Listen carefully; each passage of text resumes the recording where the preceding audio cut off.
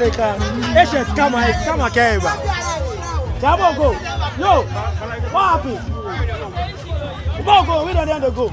We got tap car inside. Come on, go. Hey, we got take car. Come. Max, I make you come, eh?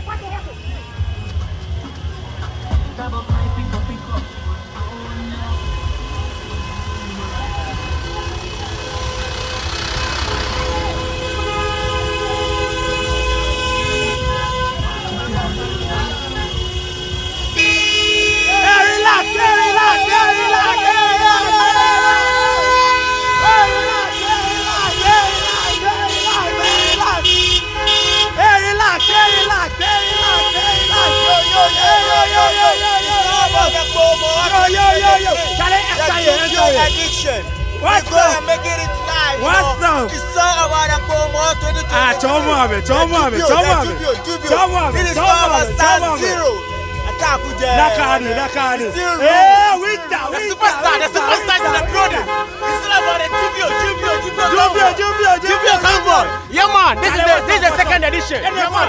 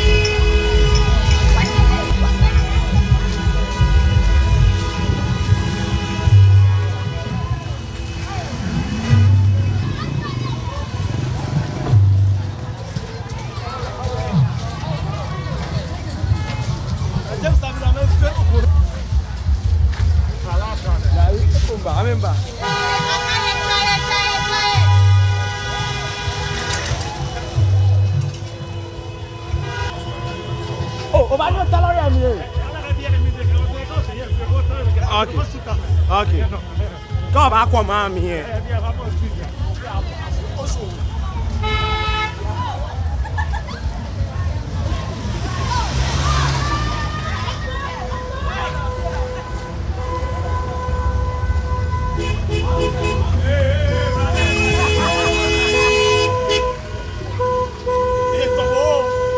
Ne pay me. Man was share there. So yes.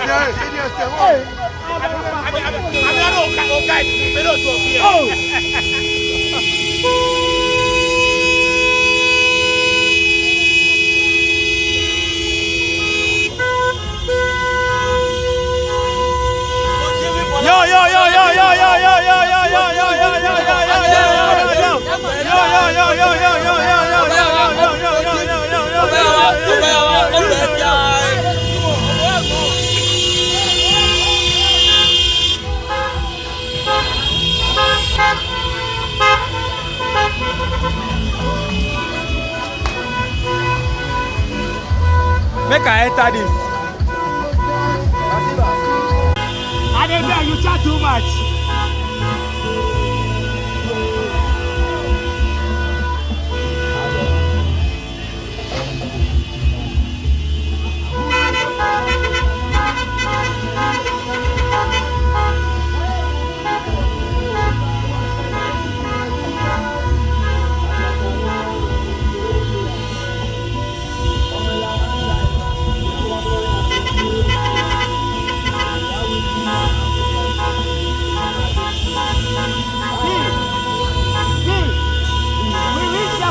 Then you get out, then you put the long. There is we reach the police station, the main road, then you put all. There inside, we reach the police station, then you put all.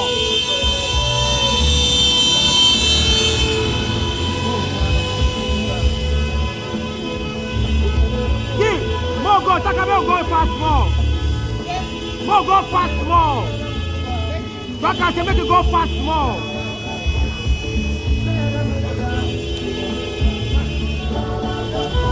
Guy with the money. So, ma, oh, na me, na me o gani ye. Ba o ti o pa lo re. Where? Gosh, what put your mommy and where are you?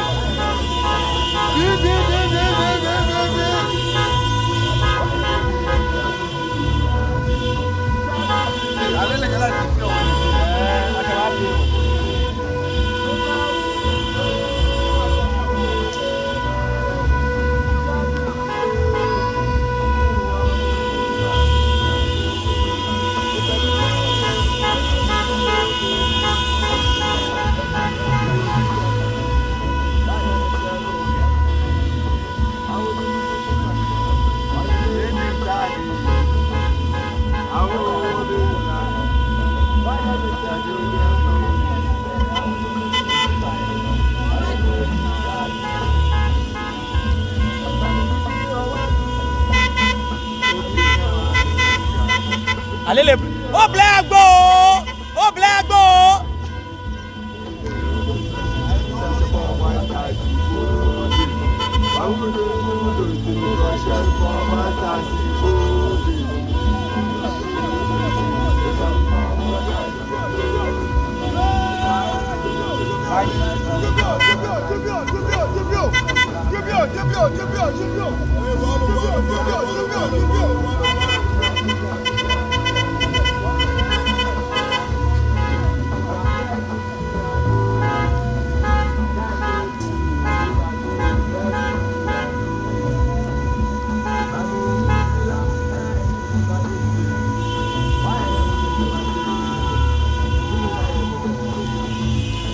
Ayo walai sewai.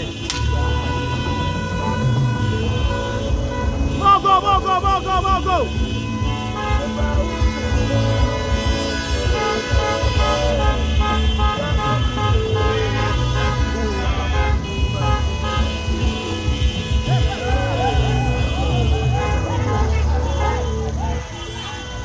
Mogo, alele. Be yo kayo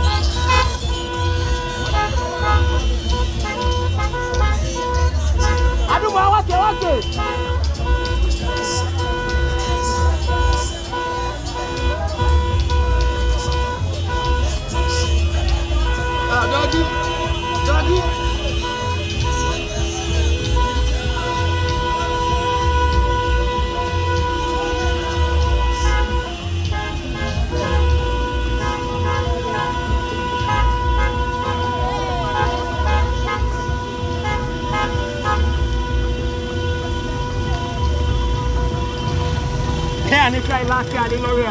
Sammy Lori. Ilori.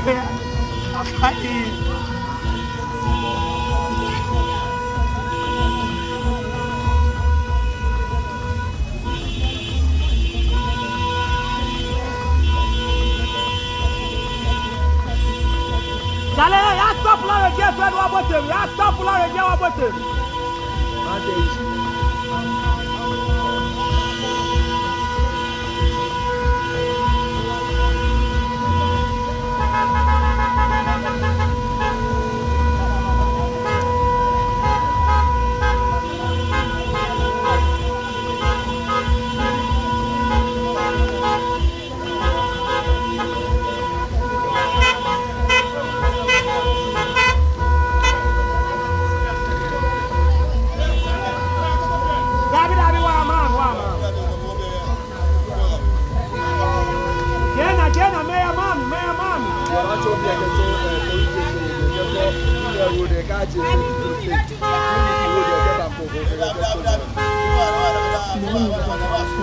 Where straight? No ado. Keba, kaka wakati where straight? Bona, go catch your Jamestown. Sami. Where mami? Je, me ya mami, no sani me ana o, no me ba shi mami. Olu shi no le be ba tele. Won ya Jamestown. Jamestown ba yo ke so si. Je mo ba jo. Wọ́n bá dọ̀wọ̀ yẹn kù. Jẹjẹ star o. Rabi wọ́n á dọ̀wọ̀ yẹn sábà lọ́gọ̀ bẹ́ẹ̀ káwọn tó dẹ́nu wọ́n ti èsì yàrá. Káwọn tó police station. Bẹ́ẹ̀ ọba ṣe mọ́ ẹ. Dàdà ní káwọn tó police station bá tó mẹ́tẹ̀ ní space ẹ̀ ló jẹ́ tó máa ń lè. Ṣé mílíọ̀nù mi wé náà wọ̀ police station? Ṣé o ní ọyẹ́ ìwé ló pọ̀ máa yẹ? Ṣé o?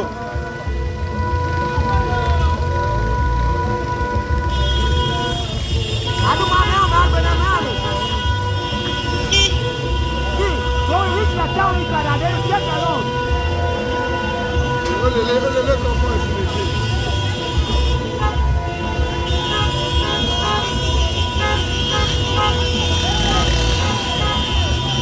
I can do this for show.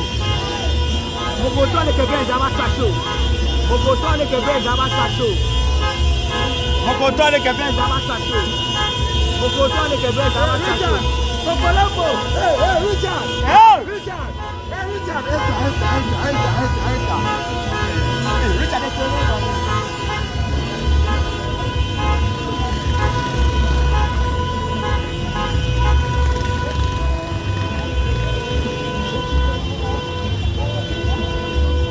mais comment blesse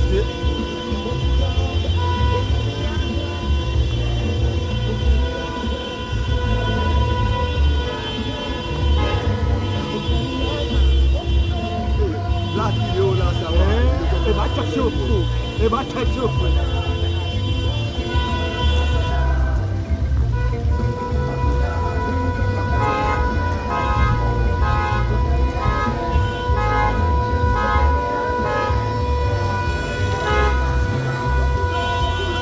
Yo, wa come.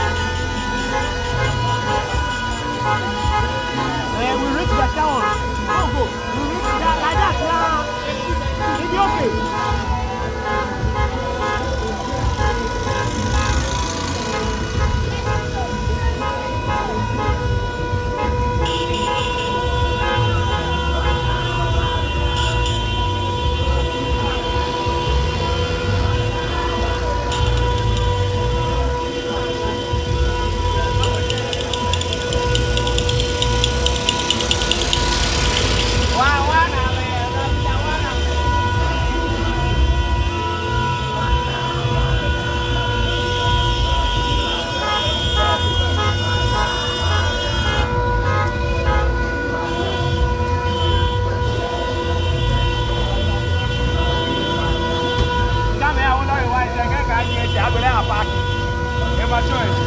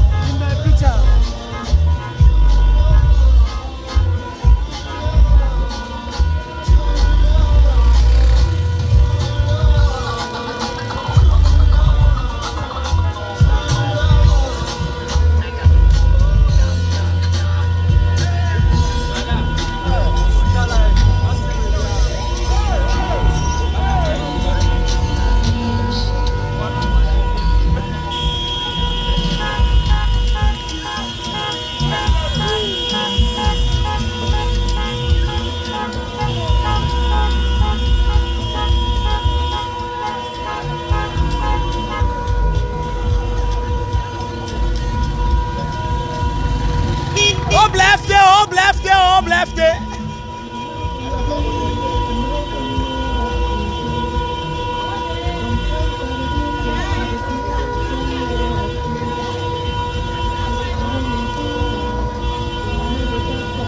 Don't reach the tank and then take long. Just come up here there, no.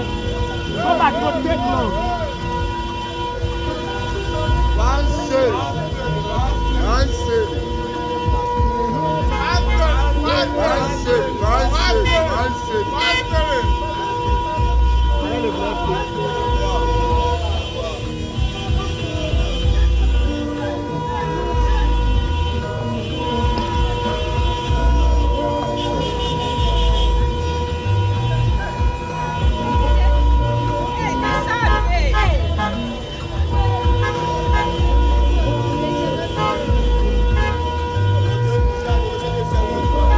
Masha.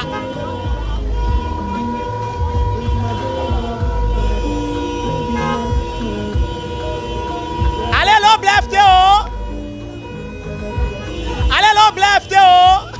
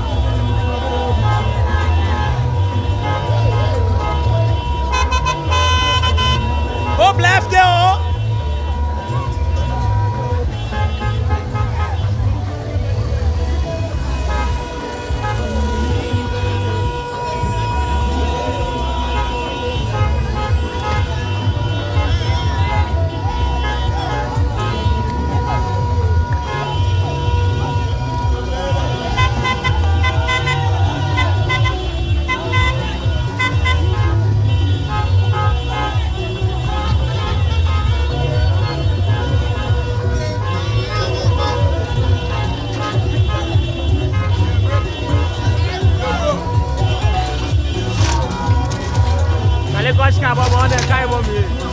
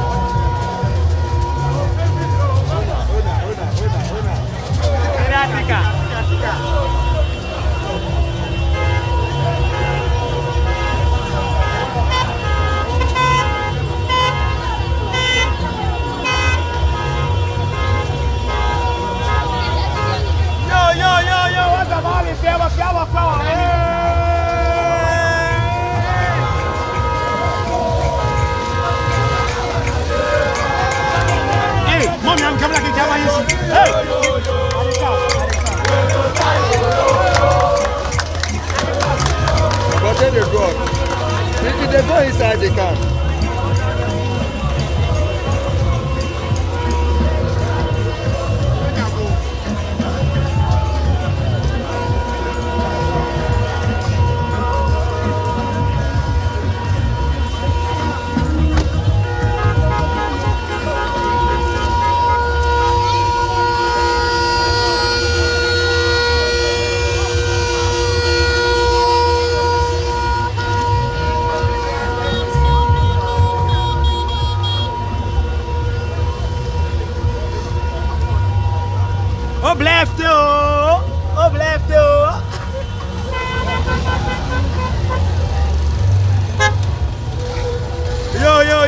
yo, ne yafi.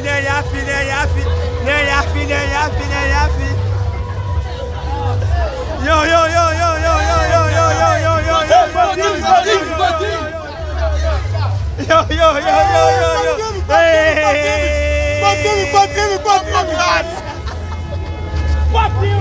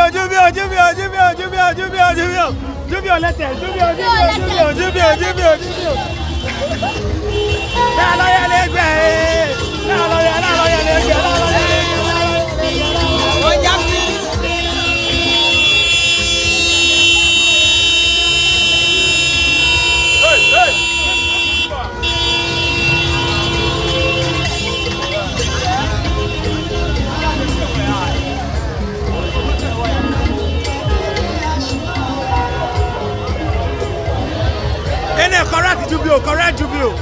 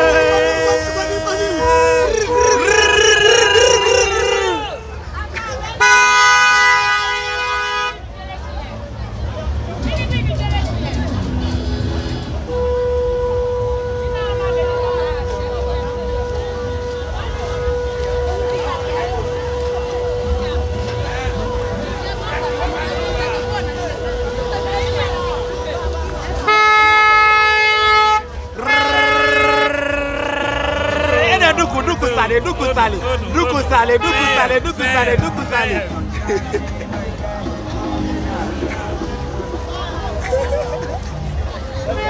Yo, chale, nye wala chache light badelo. For kwe. No, but il a connu.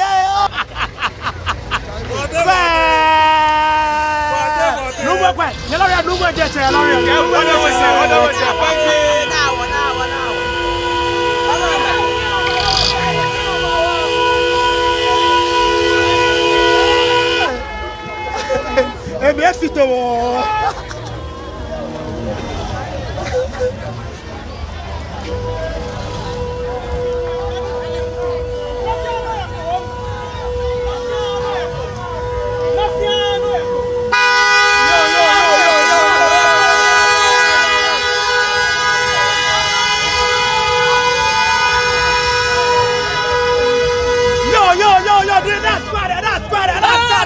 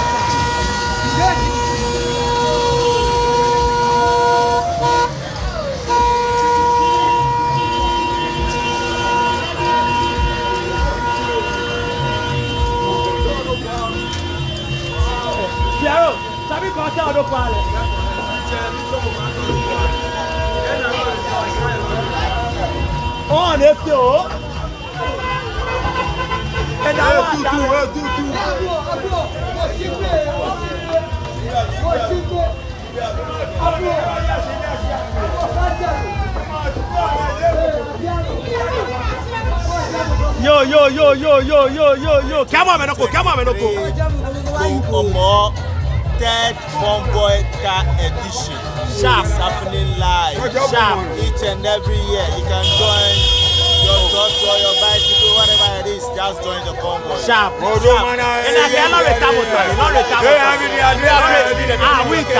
Winter. La paz, tu as qui la main.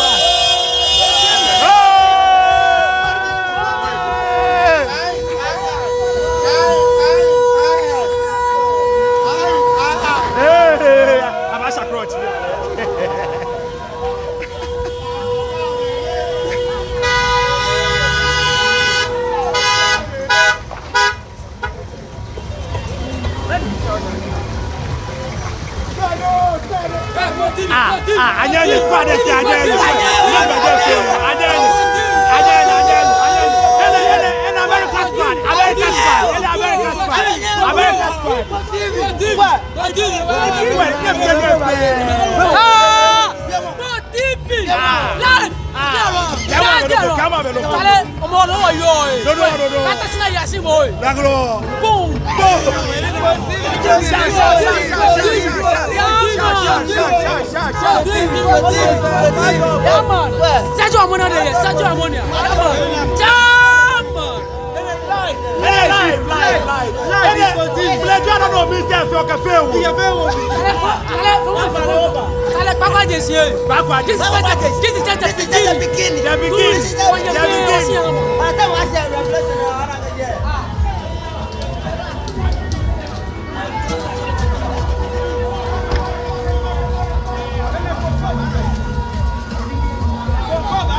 Nado, I comment in the car.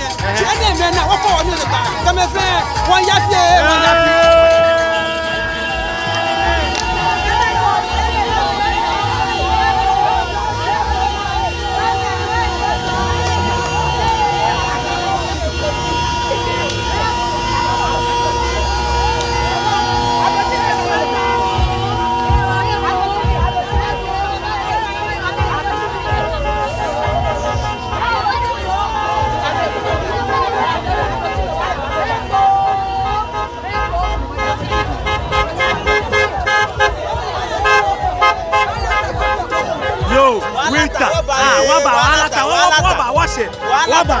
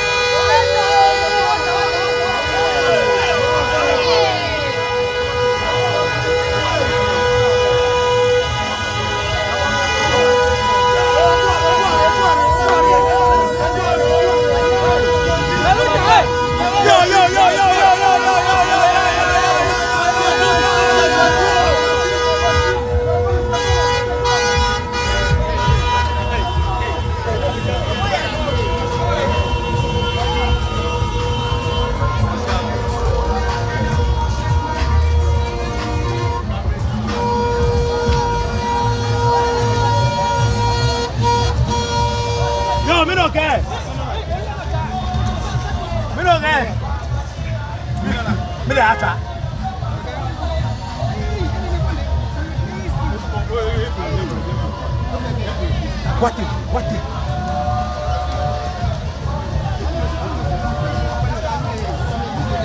Now on it. Play offer. I talk on. Oh. Where are you? Hey, watch out, come on. Hey. One of the previous guys. Hey,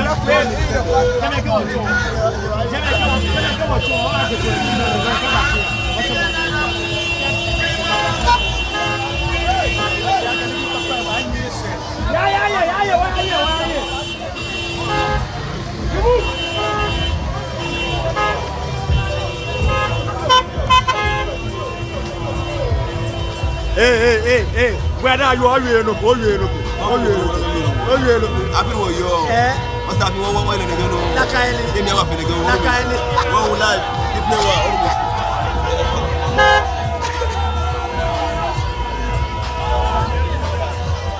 Where? Charlie, I feel you for Fiamo. Oh, yeah, I feel for Fiamo. Talk to them.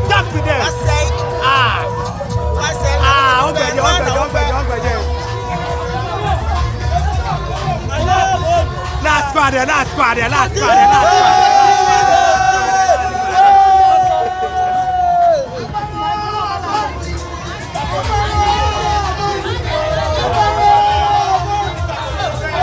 Yo.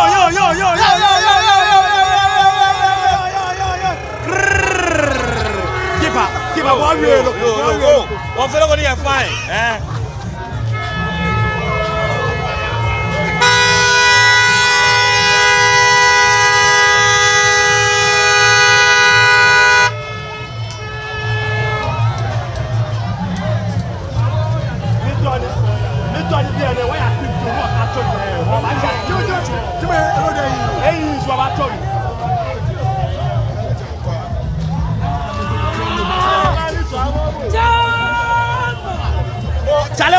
Why speed catch us there?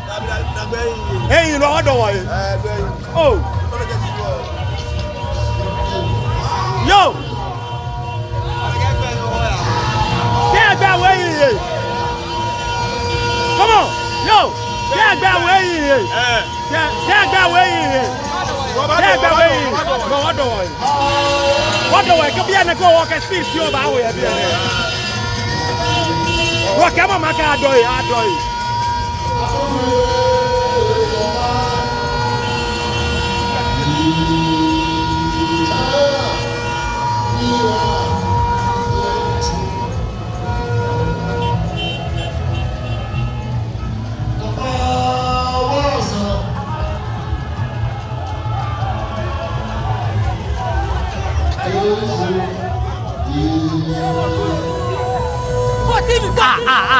Aden.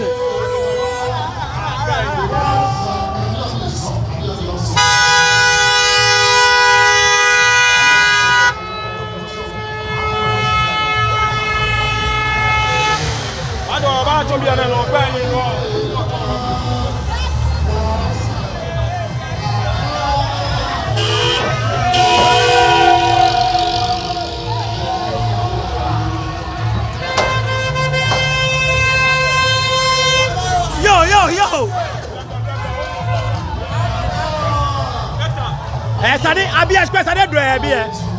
Scam express I do name send me kwa Abia. Da bi ka first time baba ho no le ba ma. Ebem. Amete. Sami ya. Ora, mo squad mi to wa ka chomi ka ameto show. Gbe. Me gbe.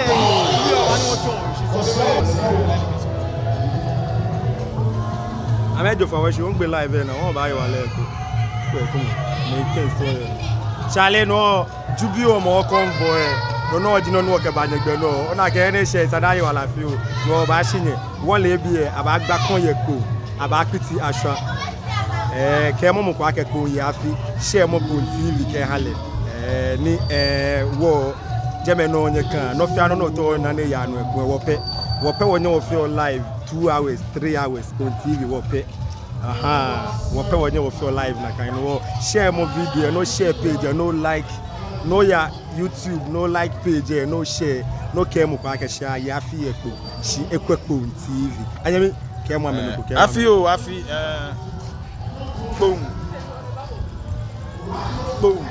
boom ya fi bon mene di wo afi shishi no lele ya fo wo ji mene wo ke won fe car convoy lo ji no ni onye ma mi ni wo ke lorry at least on sure few shije no ko chonko na kai wo mo fe mo no ye gbe fa meji o at least bo mo de ni bo o ko odun mo achila ni no fe no aya no fan ya wo on TV na le ku ko clinic gba to nu gba we o na ma ke mo ami o sha ko we ku ke mo womba anaku wo se won yen gbe wo se wo ko chale agbe no rap o gbe na mi chale interview cho rap show na ni e da ke mi se so ene o e afen ke kombi fen ke mo amenoko won ka ma ka fi a ne ba ni na wo afi be na mi ne pa fe pa ni wo bla e ba hwe wo yen hwe ni kunu yeli ko ma ne yeli afi wo twa ndo mani aba twa no mani aba ya o to me ne ke pa fe pa ni wo bla e ba jole wo yen ko ye live no e che no ba hand live wo ba yi wala fi o du sisi je na tani ajo e ke ni bi ko me no wo aba gba kon ye ko aba piti asan agbene so won wala so aje ko ke aso wa se fire ba fe to mo e ba fe no koko ko be ko TV eje ma bo ba na no fi ano ni ya no ko ba na no fi ni ya no ko ele a on e wo ke jubio float ka agbene gbe mi gbele mo e ba je gbe no mi ka eyan ke call la kon Facebook no live like more video no share no ya YouTube no subscribe to Phone TV ya YouTube je mo ba na ni BFN na fi o ba so ba na le kun ye je me ba so ba na ke je me fi wo post no fi ano ye no fi ano ni concern ogadangbe kepo in particular ba na fe ye Phone TV J competition shi wo ye mi ona ni ye Phone TV ye mi wo e ko fe ku e wo record no ke ba wo ba feel live abu wo ba feel live no o feel like o ye po onu chichi feel mo akeshi o ye po feel mo akeshi o ye po feel mo akeshi o ye po na kan ji feel ni won to na kan ji feel ni o ta o na kan ji feel ni won to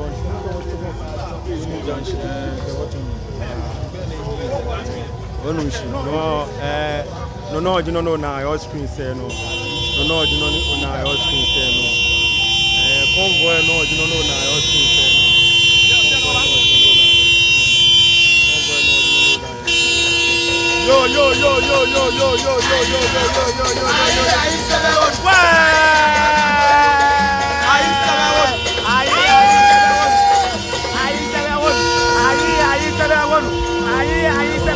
Chale mo bi agbede won ya o ba ni efi o make a tap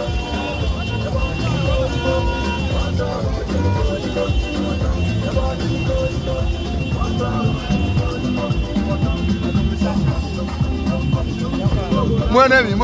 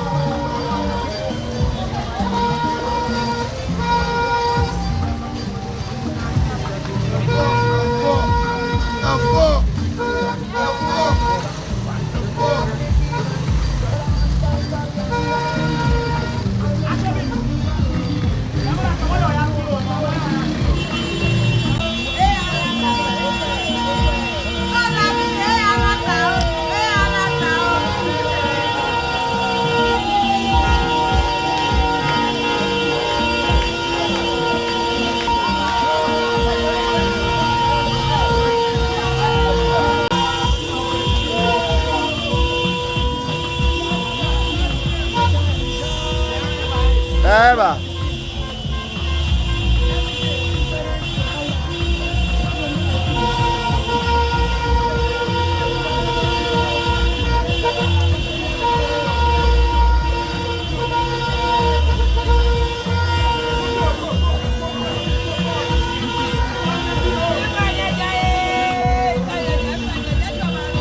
What to do?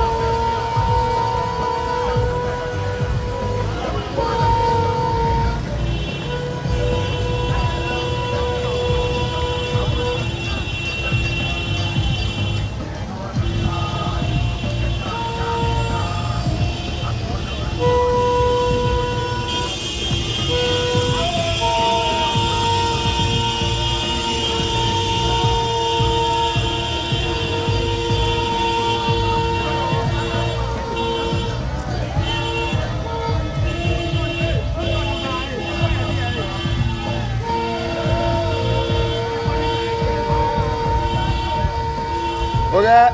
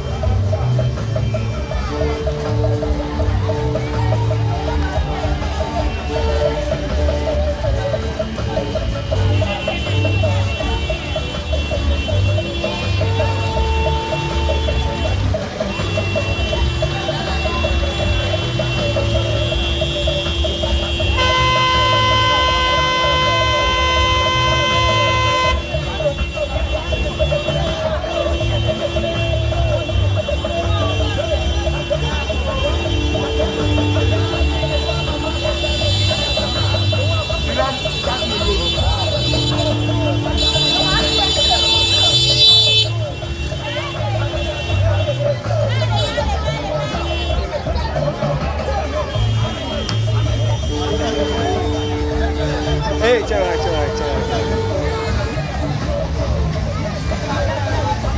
good one.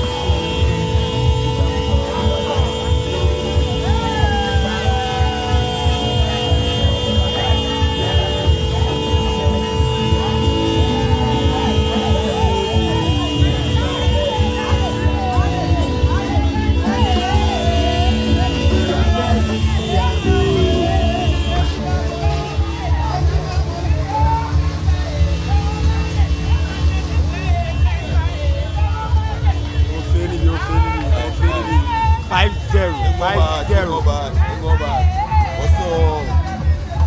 No, me traje.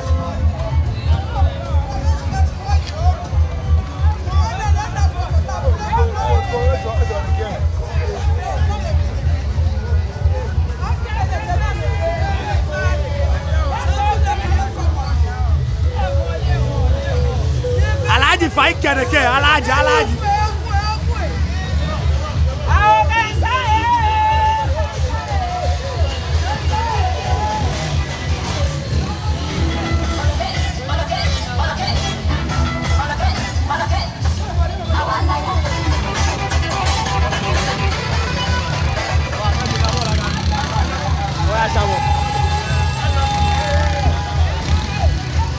The back there. No, we don't go down there. Tap inside.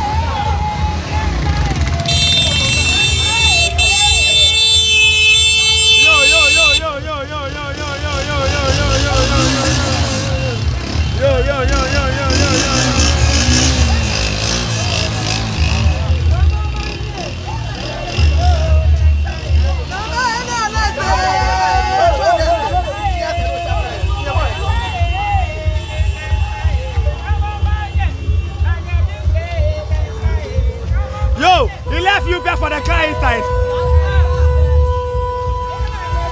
Charlie, o face you affair, o face you affair, forget all.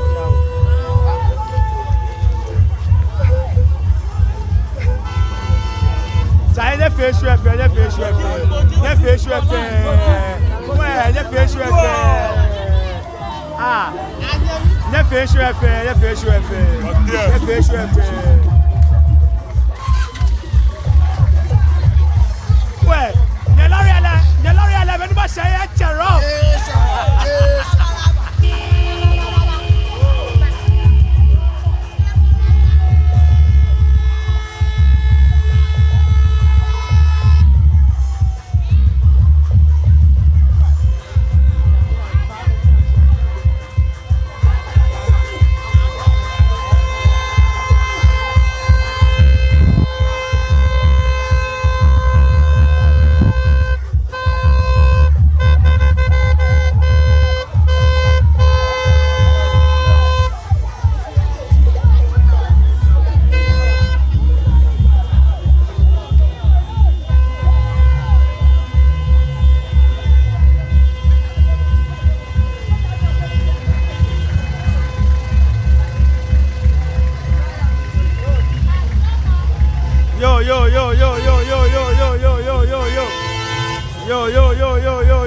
Yo.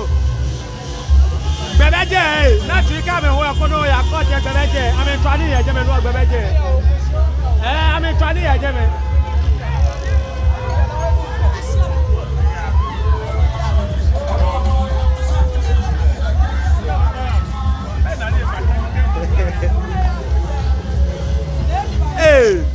Hey, that's a show. Like, take a street there, look at street there.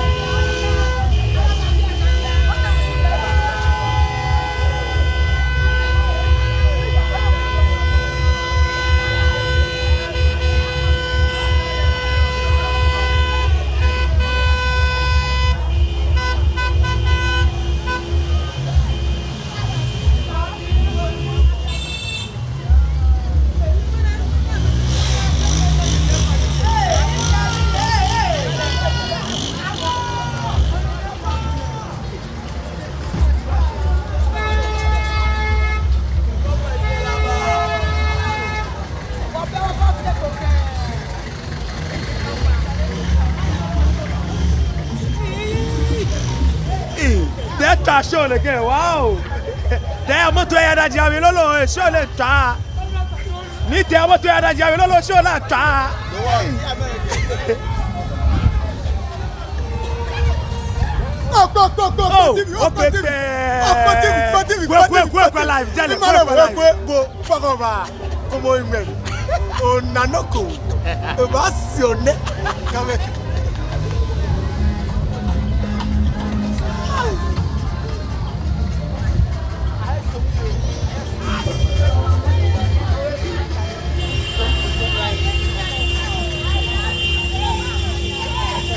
Hey, Accra boy.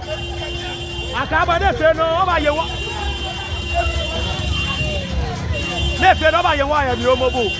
Oh, Jimmy over you. Back over you. Back over you. Back over you.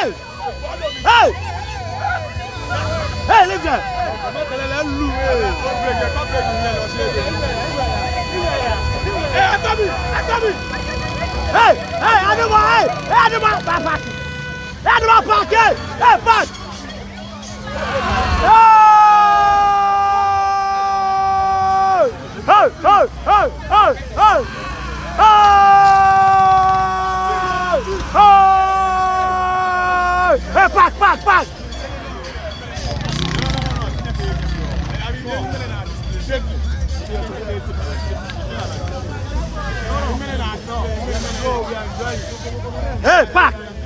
Hey! Oh!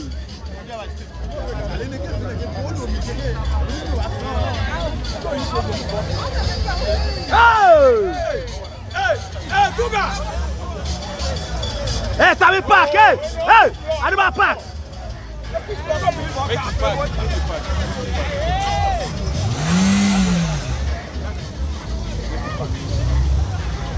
Park!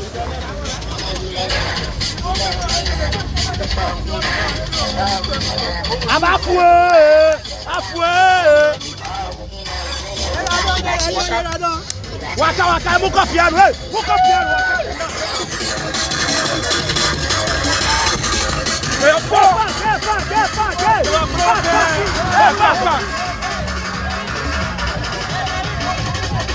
Oh!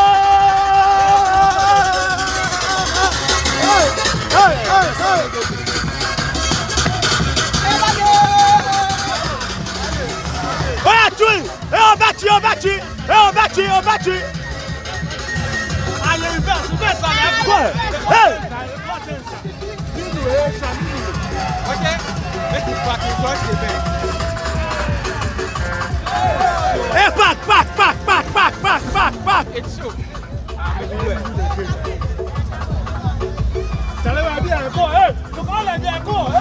Hey, your crotch. If it's still, hey, you do it, you win, hey, you win, hey, you win, hey, you win, hey, you win.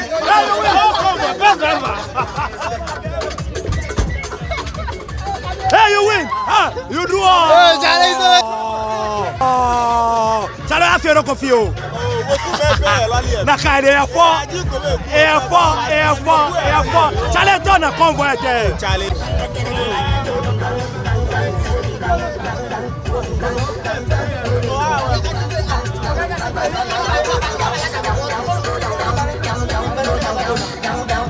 Hey, ate, come on, go. Go back. Many animals have no come but I don't know about.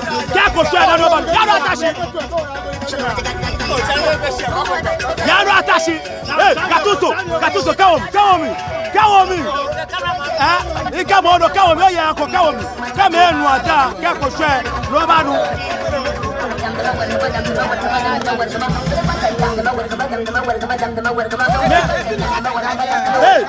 Hey, Gatuso, Money kwanu eko. Eba womo.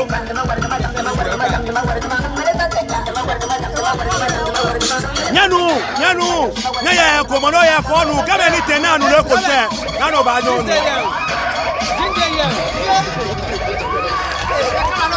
Ika ma no ya eko. Show me. Oya eko.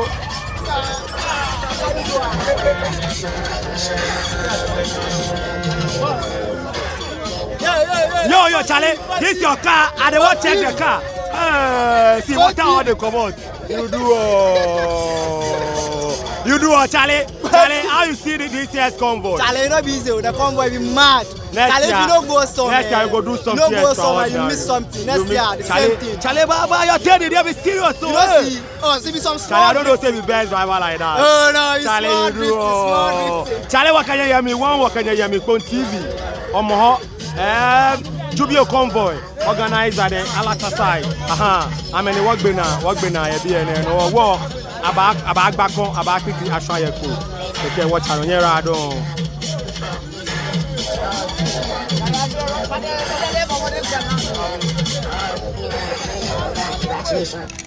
Okay,